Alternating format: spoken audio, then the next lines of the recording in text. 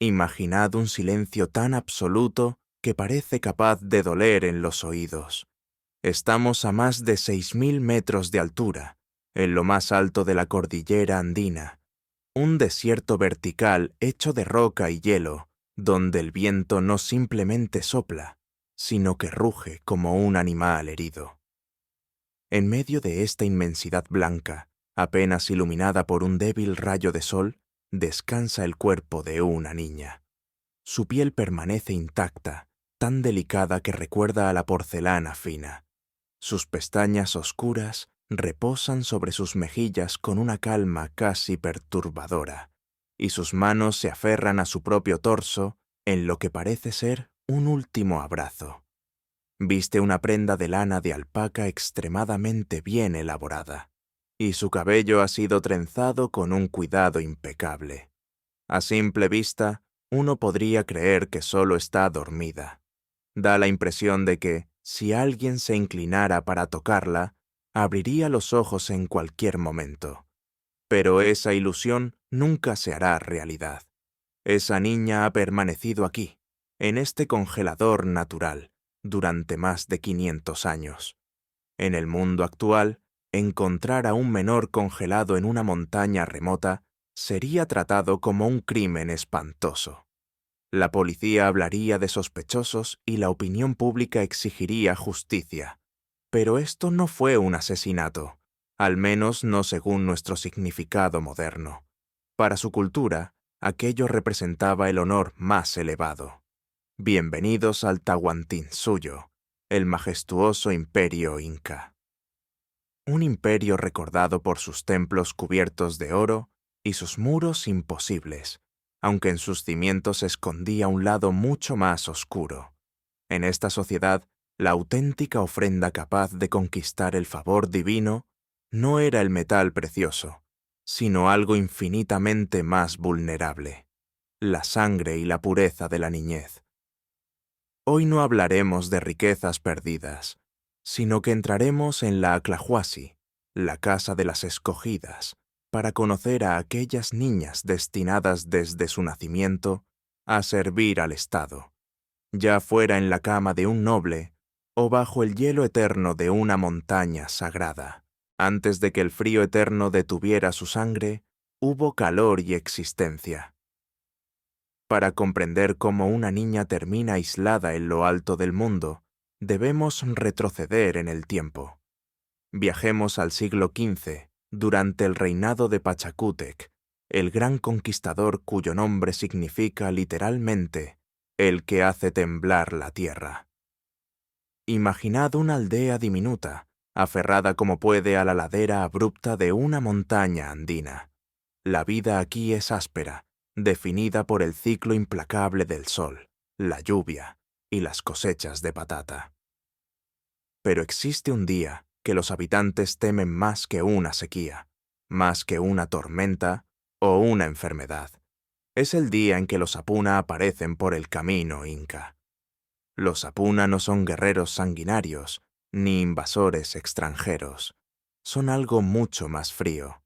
Son funcionarios del imperio. Llevan túnicas finas de colores intensos y en sus ojos se nota una mirada calculadora. No llegan para recaudar maíz, ni lana, ni animales. Vienen a realizar un registro de seres humanos. Buscan nuevas piezas para el engranaje del Estado, y las piezas que desean son niñas de entre 8 y 10 años. Cuando la comitiva invade la plaza del pueblo, el aire se vuelve tan pesado que casi sofoca. No hay música ni festividades, solo un silencio abrumador. Las madres aprietan a sus hijas contra el regazo, intentando sin éxito hacerlas desaparecer, mientras los padres bajan la mirada, conscientes de que oponerse significa morir. La voluntad del Inca es la voz de los dioses, y nadie discute con los dioses. El proceso de selección es despiadado y meticuloso. Los oficiales ordenan colocar a las niñas en fila y caminan entre ellas evaluándolas con la misma frialdad con la que un ganadero examina a su mejor animal. Buscan una perfección absoluta. Sus manos tocan los rostros de las niñas, revisan sus dientes para comprobar que estén completos y alineados. Analizan la piel bajo el sol, buscando la más mínima imperfección. Un lunar fuera de lugar, una cicatriz en la rodilla por una caída, una marca de nacimiento. Cualquier defecto supone una exclusión inmediata. Solo las impecables, las más luminosas, las que parecen desafiar la pobreza de su entorno, son aceptadas. Para las familias de las niñas elegidas, el momento mezcla orgullo religioso con un duro cálculo de supervivencia. El Estado recompensa generosamente a quienes entregan a sus hijas, reciben privilegios, quedan exentos de varios tributos y obtienen ganado. Es un ascenso social instantáneo comprado con la ausencia. El padre sabe que garantiza el futuro del clan, pero paga con un vacío que jamás se cerrará.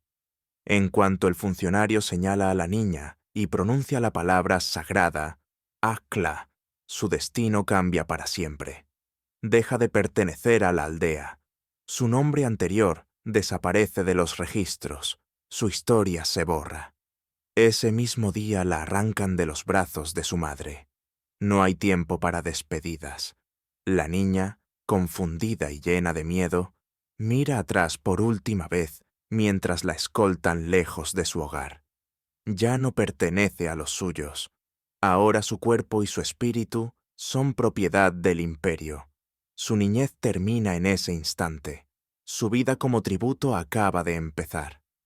El viaje desde las aldeas remotas hacia los centros administrativos será el último contacto que estas niñas tengan con el mundo que conocían.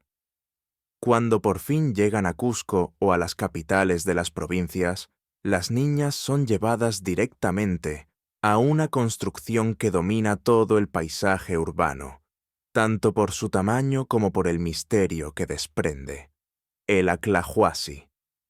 Desde la calle, este edificio impone una mezcla de respeto religioso y un temor casi supersticioso.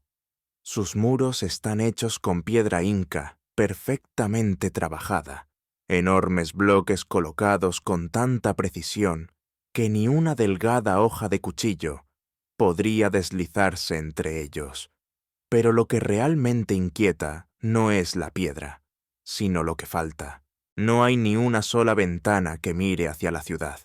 Son paredes completamente ciegas, diseñadas no solo para impedir el acceso, sino también para asegurar que nadie, jamás, pueda ver el exterior desde dentro. Es fortaleza, convento y, sobre todo, una prisión de máxima seguridad. Al cruzar su umbral, las pesadas puertas de madera reforzada con bronce se cierran detrás de ellas con un golpe definitivo. Ese estruendo del cerrojo marca, simbólicamente, la muerte de su libertad. Una vez dentro, el Aclahuasi se revela como una pequeña ciudad oculta dentro de otra ciudad. Un entramado de patios, jardines y talleres donde el sol entra sin dificultad, pero donde el aire parece espeso y casi inmóvil. Es aquí donde comienza su transformación. Las niñas ingresan en un entorno exclusivamente femenino, completamente libre de presencia masculina. Los únicos hombres autorizados a cruzar esas puertas son el Zapa Inca, considerado una divinidad viviente, y de vez en cuando sus médicos personales. El resto de la vigilancia está formado por eunucos, hombres castrados cuyas voces agudas y rostros vacíos recuerdan constantemente lo que el sistema hace con quienes sirven al poder. Pero las verdaderas guardianas son las mamaconas. Son mujeres ancianas, antiguas aclas que superaron la selección y que, por decisión o por obligación, terminaron quedándose allí para siempre. Ellas gobiernan este mundo cerrado con una disciplina casi monástica. Bajo su supervisión comienza el adoctrinamiento, un proceso lento y meticuloso de moldear la mente. Su rutina diaria es una cadena interminable de trabajo disfrazada bajo la idea de un servicio sagrado. Las niñas aprenden a tejer el kumbi, la tela más fina y valiosa del imperio, hecha con lana de vicuña y destinada solo a los altares y al cuerpo del emperador. Sus dedos diminutos trabajan hasta herirse, perfeccionando diseños geométricos complejos, conscientes de que una falla en el tejido se considera una ofensa a los dioses. También aprenden a preparar chicha, masticando el maíz durante horas para fermentarlo con su saliva, creando la bebida que embriagará a los sacerdotes en los rituales.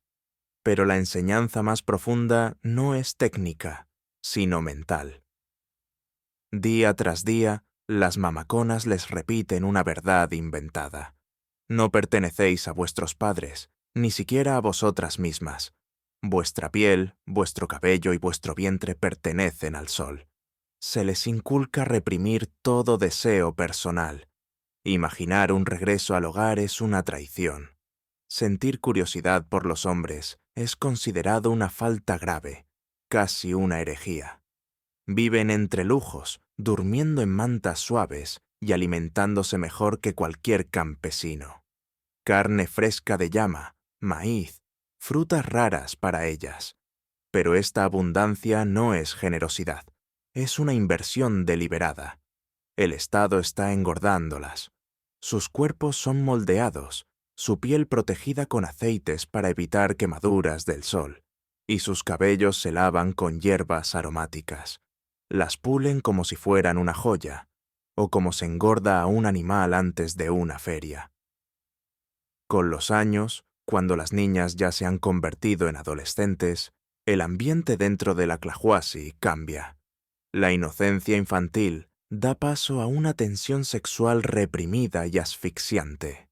Saben, porque los rumores recorren los pasillos de piedra, que están siendo preparadas para un propósito concreto. Notan cómo sus cuerpos se desarrollan, cómo florecen, y entienden que esa belleza puede convertirse en su mayor amenaza. Viven con el miedo constante de no ser suficientes, pero también con el terror de ser demasiado perfectas. Es una existencia paranoica, como caminar permanentemente sobre cáscaras de huevo. Cada risa demasiado fuerte, cada gesto desafiante, queda registrado por las mamaconas. No existe privacidad, incluso sus sueños parecen vigilados. Están atrapadas en una jaula dorada, esperando a que quien posee la llave decida cuándo y de qué manera consumirá su juventud. El aire está impregnado de incienso y miedo, una mezcla pesada que se adhiere a la piel y que nunca termina de desaparecer. El tiempo dentro de la Clahuasi no se mide por el sol, sino por la biología.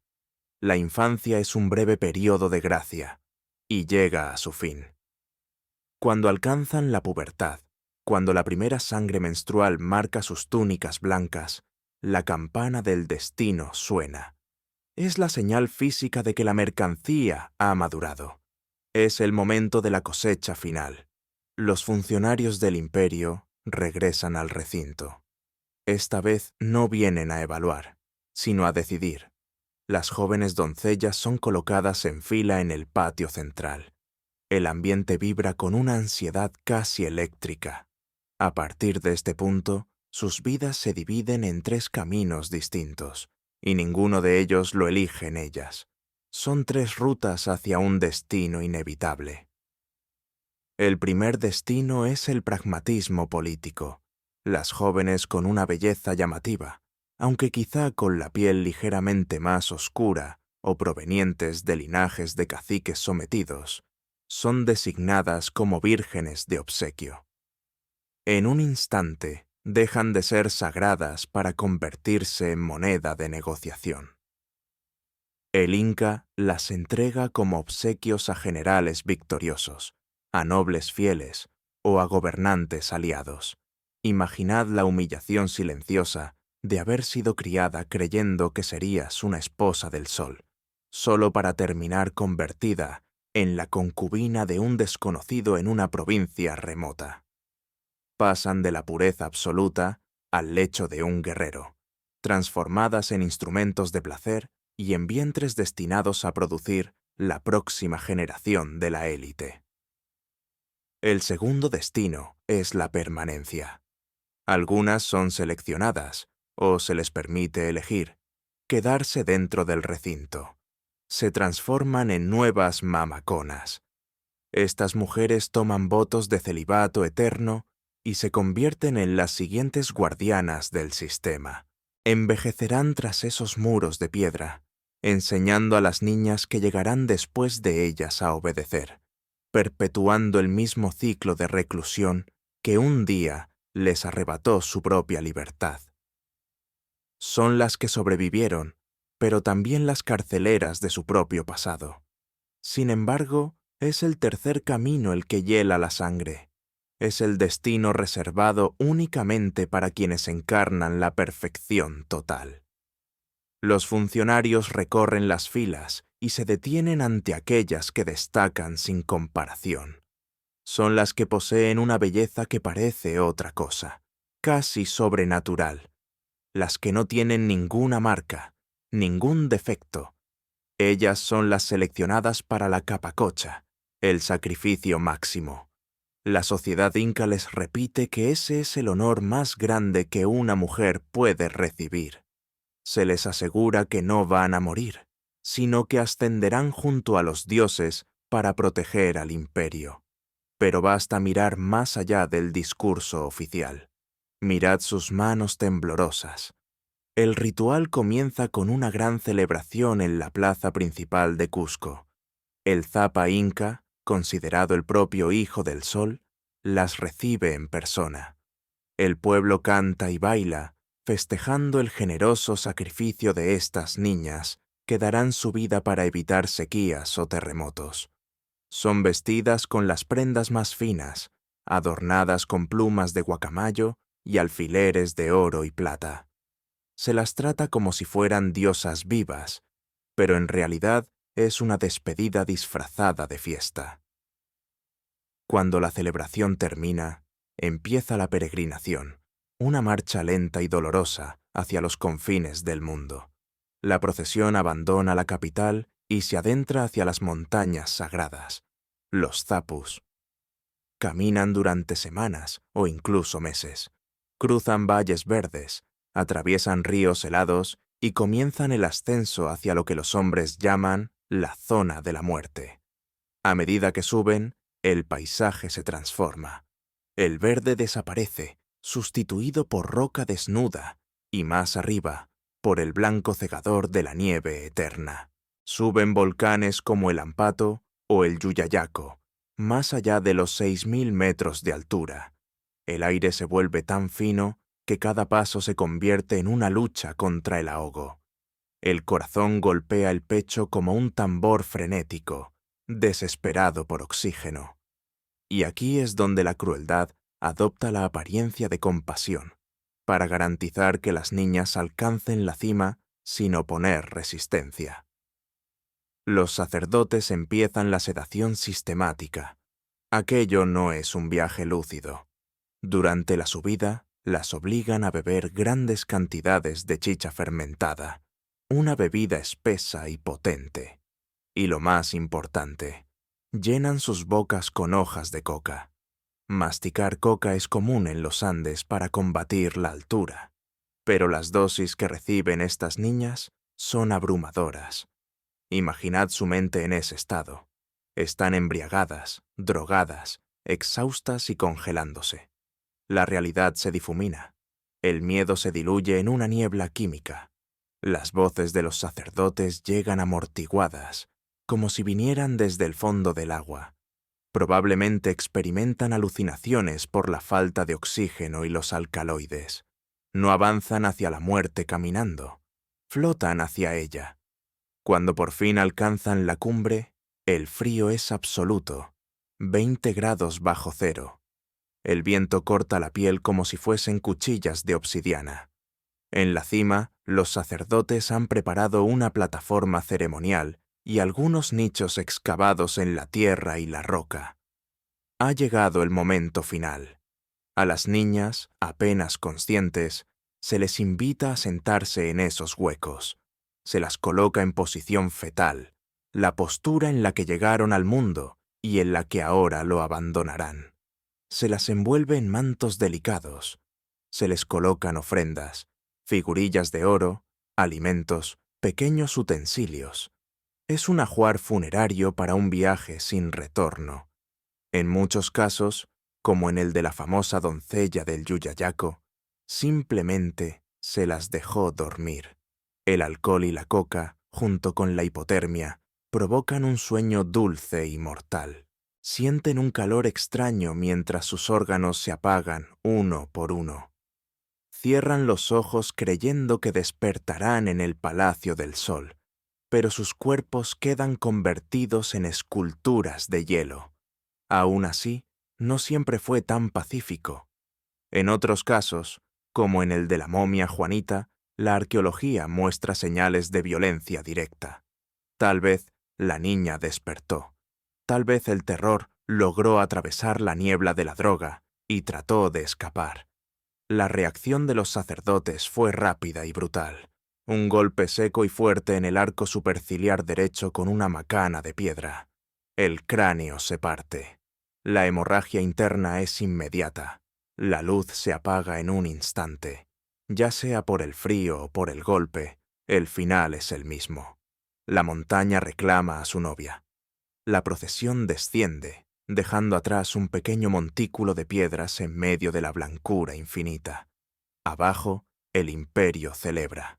Arriba, en ese silencio eterno, una niña perfecta duerme para siempre, congelada en el tiempo y convertida en un objeto sagrado, despojada de su futuro para asegurar la calma del presente. Pero dejemos atrás las alturas. Si la muerte en la cima helada era vista como una puerta dorada hacia lo divino, en el imperio existía otro tipo de muerte muy distinta. Una muerte reservada no para las elegidas, sino para las que caían en desgracia. Una muerte creada exclusivamente para la humillación. El sistema teocrático inca estaba obsesionado, de manera casi paranoica, con la pureza biológica de sus aclas. Ellas eran consideradas propiedad exclusiva del sol. Pero ¿qué ocurría cuando el deseo humano se imponía sobre el mandato divino? ¿Qué sucedía si una virgen del sol era tocada por un mortal, o si se descubría que había perdido su castidad en secreto? La respuesta es una pesadilla de paredes cerradas. La ley inca era directa y aterradora. Como la sangre de una acla era sagrada, no podía ser derramada por manos humanas. Por eso no podían ser decapitadas ni golpeadas hasta morir. Su castigo debía ser la eliminación absoluta. La condena era ser enterradas vivas. Imaginad la escena, lejos de festividades o música. La muchacha acusada era llevada a una cámara subterránea o a una pequeña cueva preparada para sellarla. No había despedidas, solo el veredicto frío de los sacerdotes. La introducían en la oscuridad, y allí se revelaba la crueldad más fina del sistema. Junto a ella dejaban un cuenco pequeño con agua y algo de maíz. No era un gesto de compasión, sino una tortura calculada para prolongar unos días más su agonía. La entrada se cubría con rocas pesadas y barro. Todo sonido desaparecía. En ese encierro absoluto, la mujer pasaba de la desesperación a la locura. Gritaba hasta desgarrarse la voz, arañaba la piedra hasta romperse las uñas, pero no había nadie que la escuchara. Moría lentamente, asfixiada por el aire viciado, el hambre y el terror. Su cuerpo no quedaba conservado en el hielo para ser venerado. Se descomponía en la tierra para ser olvidado. Y para el hombre, el amante, la sentencia era una destrucción bíblica. Él era ejecutado, por supuesto, pero la furia del Inca iba mucho más allá. La culpa era vista como una enfermedad que debía ser erradicada. La esposa del hombre, sus hijos, sus padres e incluso sus animales domésticos eran borrados del mapa. Su casa se derribaba piedra por piedra, y finalmente, sobre las ruinas de su hogar y sus campos, los funcionarios esparcían sal. Cubrían la tierra para matar su fertilidad, asegurando que jamás volviera a crecer una sola brizna de hierba en ese lugar maldito. El mensaje era imposible de malinterpretar.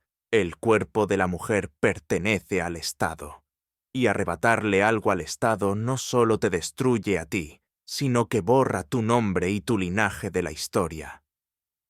El miedo, y no la fe, era el verdadero guardián de la virginidad en el Tahuantinsuyo.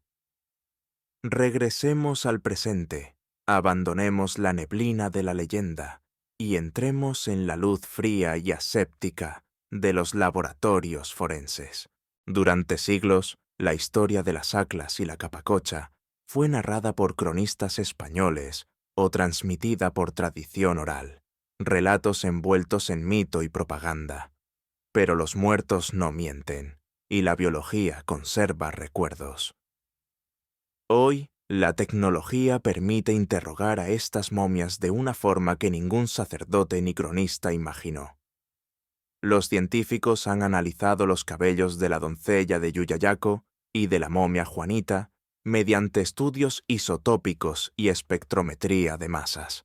El cabello humano crece aproximadamente 1 centímetro al mes, convirtiéndose en una caja negra biológica que guarda todo lo que esa persona comió, bebió y experimentó en sus últimos meses. Y los resultados son devastadores. La ciencia ha desmontado la idea romántica del sacrificio voluntario y plácido. Los marcadores químicos del cabello muestran un cambio radical en su dieta 1 año antes de morir. Pasaron de comer patatas, alimento de campesinos, a consumir carne de llama y maíz, comida típica de la élite, revelando el momento exacto en que fueron arrancadas de sus familias y encerradas en el Aclahuasi. Pero el dato más inquietante es el cortisol. El análisis revela que los niveles de esta hormona, liberada por el cuerpo en momentos de pánico profundo y estrés extremo, se dispararon durante los últimos meses de vida de las niñas. No estaban calmadas, no avanzaban hacia la montaña llenas de una fe tranquila. Vivían sumidas en el terror, conscientes de que el final se acercaba, y sus cuerpos lo gritaban en silencio. Además, los estudios toxicológicos confirman la sedación constante. El consumo de hojas de coca y de alcohol aumentó de forma drástica en las semanas previas a su muerte. No era únicamente parte del ritual sagrado, sino una necesidad práctica. El imperio tuvo que mantenerlas en un estado de aturdimiento narcótico para que pudieran dar los últimos pasos hacia la cumbre sin desmoronarse o intentar escapar. El legado de las Aclas es una historia de victimización ininterrumpida. Cuando los conquistadores españoles llegaron en el siglo XVI, observaron los Aclahuasi y se horrorizaron, calificándolos como construcciones demoníacas. Pero aquella indignación moral era profundamente hipócrita. Los invasores desmantelaron el sistema inca, sí, pero para muchas de estas mujeres la pesadilla no terminó. Simplemente cambió de forma. Los Aclahuasi fueron saqueados. Las vírgenes del sol que no lograron huir fueron repartidas como botín entre los soldados de Pizarro, violadas, esclavizadas o forzadas a ingresar en conventos católicos, donde solo cambiaron un encierro por otro. Pasaron de ser prisioneras de la teocracia andina a ser víctimas directas de la violencia colonial. Su voz fue silenciada 2 veces, primero por el hielo y después por la historia. El imperio inca fue, sin duda, una de las civilizaciones más extraordinarias que han existido. Dominaron la piedra, sometieron las montañas y levantaron un estado admirablemente organizado. Pero aquella grandeza monumental se sostuvo sobre un sistema de control absoluto, donde la vida humana se transformaba en simple combustible para la maquinaria teocrática. Hoy, Juanita y los demás niños del hielo siguen expuestos en vitrinas de museo con clima controlado, con su piel intacta y los ojos cerrados. Son testigos eternos y silenciosos de un tiempo en el que la belleza no era un privilegio, sino una condena inevitable. Nos gusta idealizar el pasado, envolverlo en un aura de misterio, ruinas y oro. Sin embargo, a veces nuestra responsabilidad moral es mirar a la historia directamente a la cara y reconocer la brutalidad escondida tras la máscara del poder y la religión.